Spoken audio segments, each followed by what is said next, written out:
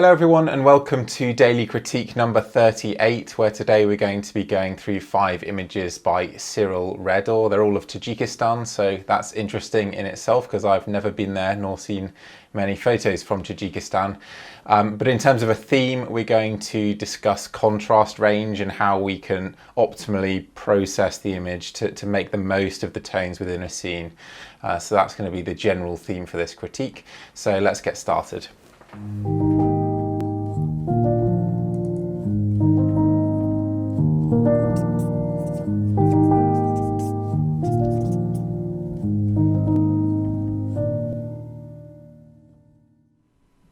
So here are Cyril's 5 images, and I am going to try to make this video specifically about this tonal range, contrast range issue, setting white points and black points, and give you guys a really useful sort of tool set, way of seeing things maybe, to help you spot this sort of thing in your own images.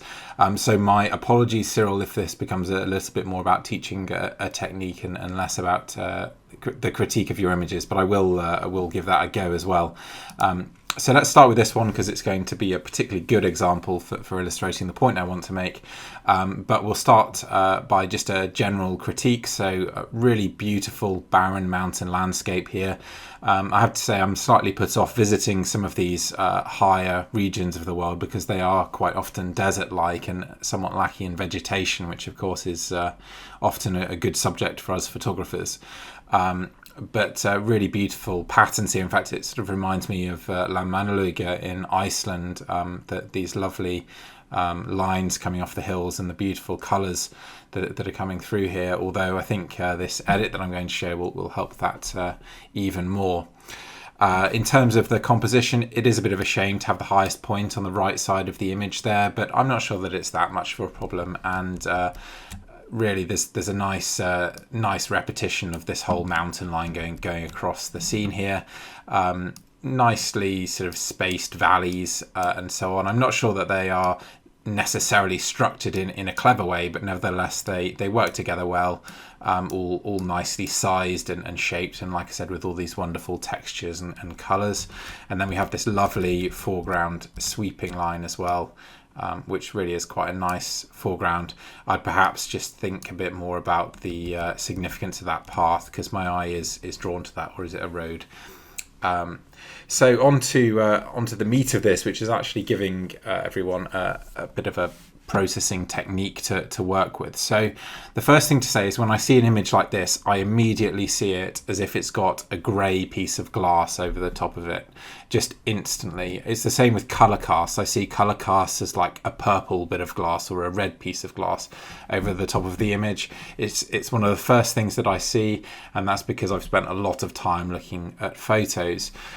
So I'm going to do a curves adjustment here, and firstly, let's explain the curves tool very quickly. So the curves tool is a very, very capable way of controlling the tones and colours in your image. So for example, we can brighten it, darken it, we can add contrast, and we can also play around with different colour channels and take different amounts of colours out of different parts of the images in different ways. And obviously that looks terrible, but the point to make here is that you can make a really, really significant and powerful and fine change using the curves tool. So you just have total control. It can replace essentially every single tonal tool that you currently use. So if you're dodging and burning, or if you're adding global contrast or brightening and exposure, whatever, the curves does the lot.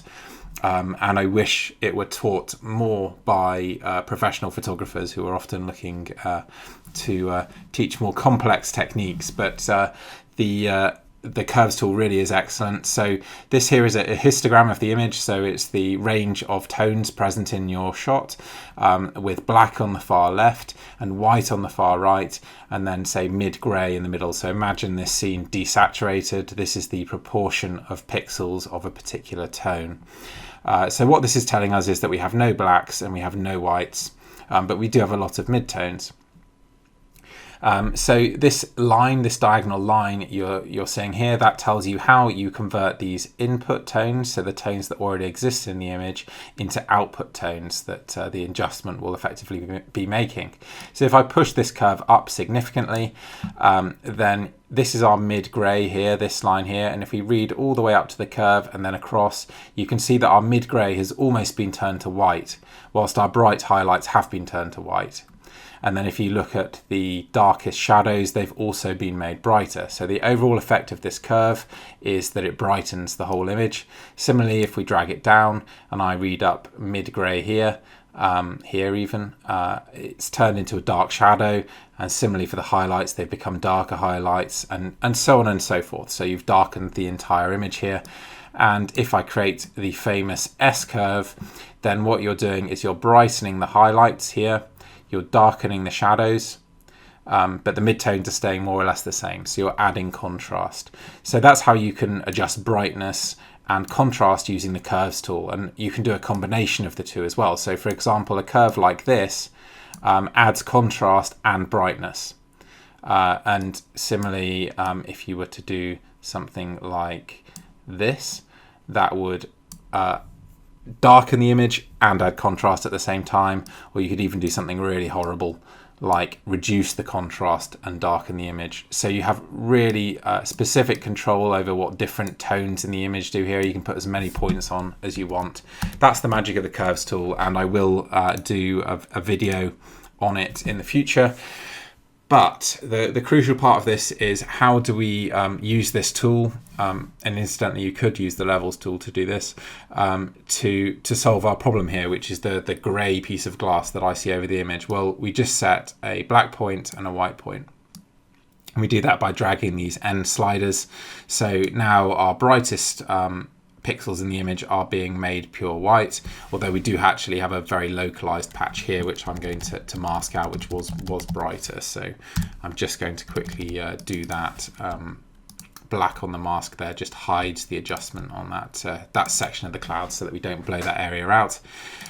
But yeah, so that's the adjustment there that we're making to the highlights. We're setting a new white point, and here similarly with the blacks, we didn't have any true blacks, so we're setting a true black point. And you can see this starts to look a bit over contrasted. I'll get back to that in a second. But this is kind of how I see the image without the piece of grey glass over the top. And just to simulate what I mean by grey glass, I'm going to literally put a grey layer over the top of the image. And then I'm going to turn the opacity right down, somewhere there. Oops.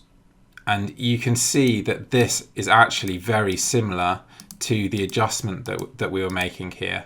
So, sorry, I need to turn that off. So you can see that difference there, and then this difference here. So they're really quite similar. So in fact, if I turn off the combination of the adjustment and this grey layer, you'll see that the image looks almost identical. In fact, I really have fluked a totally identical result here, which is quite satisfying. So that's that grey piece of glass that I was talking about. And that's how a color cast often appears to me as well. So, I mean, this is an artificial example, but let's say that the white balance here had been set to blue. If I create a new layer here, and let's turn those two off, and I turn the opacity of that right down, then this is what a blue-white balance might look like, but actually to me it appears as a blue piece of glass over the image. So that's the kind of thing that we're trying to remove. We're trying to remove this loss of contrast, or we're trying to remove a color cast coming in. And that's also why decisively I see them as color casts and not sort of natural characteristics of the image, because they're applied over the top of the entire thing. So these are what I would call global adjustments that we're making. And so getting back to the point here, with Cyril's image, he really just needed to set a black point and a white point to add some contrast.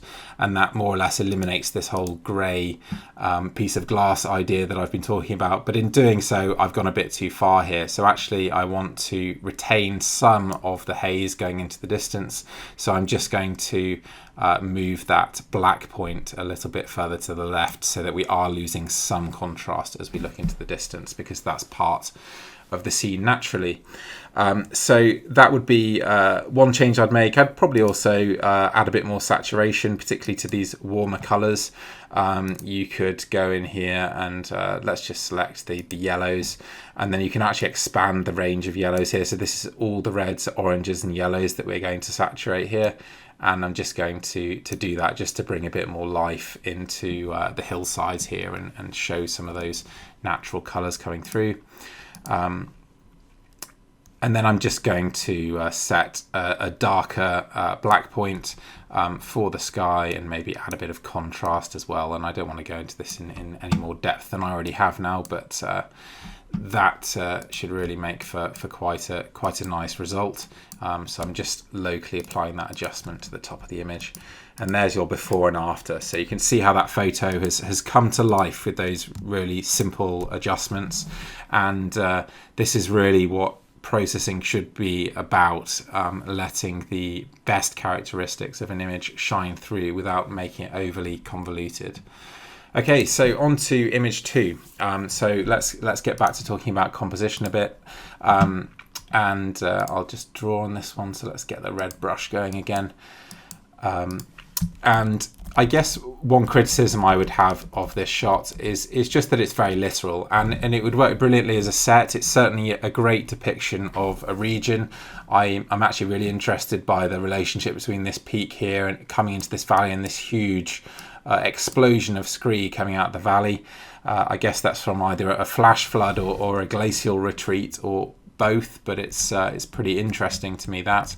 And it nicely depicts this fairly barren region. I also like the fact that we've got this reflection in the foreground, because of course there's fairly little evidence that there's been much water around here. So it's nice to have this flash of greenery and the pool here in the foreground. But aside from that, we don't really have a sense of perspective. We don't have a foreground to speak of other than our reflection, and it's just lacking a little bit of structure, something to hang the eye on, a focal point of some kind. So it's a nice illustrative image, but it does need that extra element, I think, to really elevate it. But in terms of the edit, we can actually do something fairly similar with this image to the one that we saw last. You can see here that we essentially don't have a black point, although if you look very carefully, you can see there is a spike on the left. And if I hold down the Alt key as I drag this black point in, you'll start to see this black band appearing, and that's all in the foreground. But I'm going to ignore that for a second and also set a white point. And I'm not too worried about causing a tiny bit of clipping because it looks perfectly natural. Now, that looks over contrasted to me. So as with the last image, I'm going to just dial back with that black adjustment there. And then all I'm going to do is mask out the area that has been turned completely black by this adjustment. So I've got my layer mask selected here, and I'm going to select a brush and drag straight across. So I mean, really, this again is a global adjustment, but there is just this very local area that we are preventing the adjustment from affecting, because this area here is the closest to the viewer, and therefore there's very little haze reducing the contrast here. That's why it's so black compared to the rest of the image. So that's that one. Same idea, adding more contrast, and again I'd probably add a burst of saturation here because I think the image can take it. So just drag out that range of yellows again and add a bit of saturation to bring some life in there. And actually, let's make sure that doesn't affect the greens because we don't want to overdo these grasses.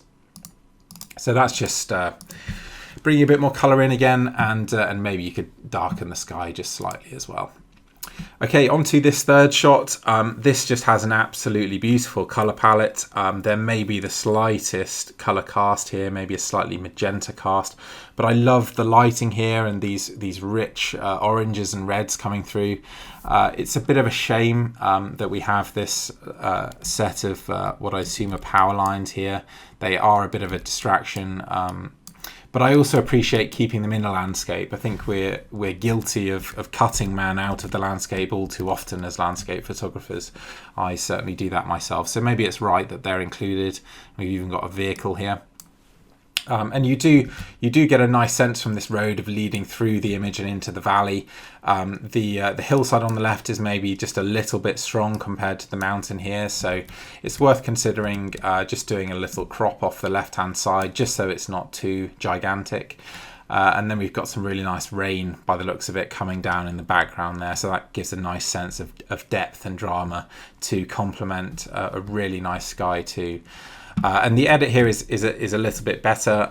If I bring up the curves adjustment, I suspect we'll still see that we can do a little bit of white point setting. So yeah, there's not quite a white point here, and here it's just a very local area, so I'm going to keep going until I start to see the flecks of red in the bottom portion of the image, and then I'm just going to mask out that area of sky.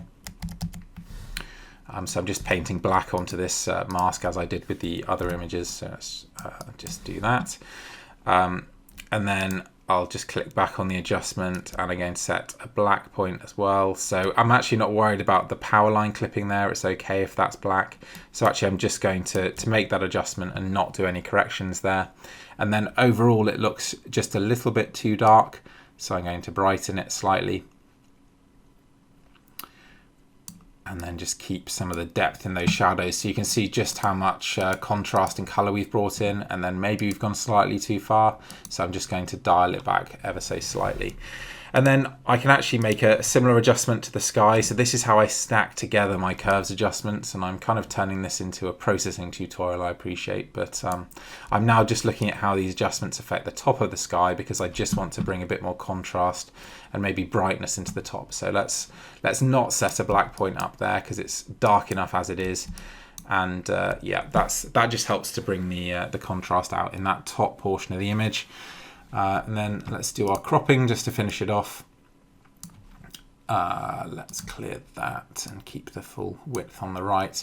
Probably something like that is quite nice. And I think that'd be more or less where I finish up with this image, but really lovely, that one.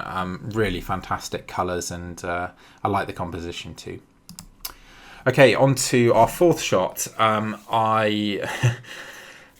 So again, I think the problem with processing is that a lot of the time we're focused on the tools and we're not focused on what needs to be done. And unfortunately, I think that has very much happened here, and maybe we've drifted into the realm of this looks wrong because we've missed a detail.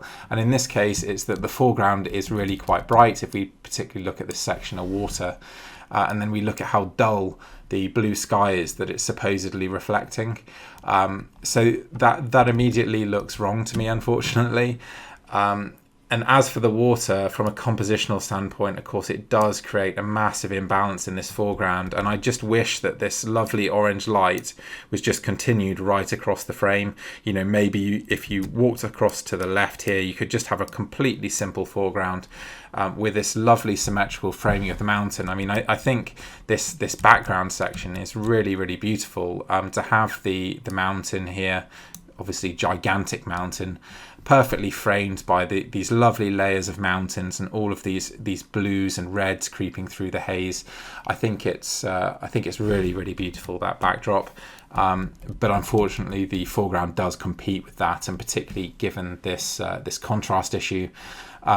In this case, if I were setting white points and black points, I think I'd effectively be undoing an edit that's probably happened at the raw stage. So I'm just going to open the original raw file here, and I'm just going to, well, first let's talk about this reflection, because you can see now that the reflection and the sky are very similar in brightness, and that's something that we want to maintain. So let's add a bunch of contrast, and let's brighten the shadows and darken the highlights. So I'm doing just very broad strokes here, just having a play and seeing what it looks like, because I think we do want to keep those shadows quite open. I think we do want to add a fair amount of contrast. I actually want to lose a whole load of the sky because it's not bringing anything to the image in this particular case.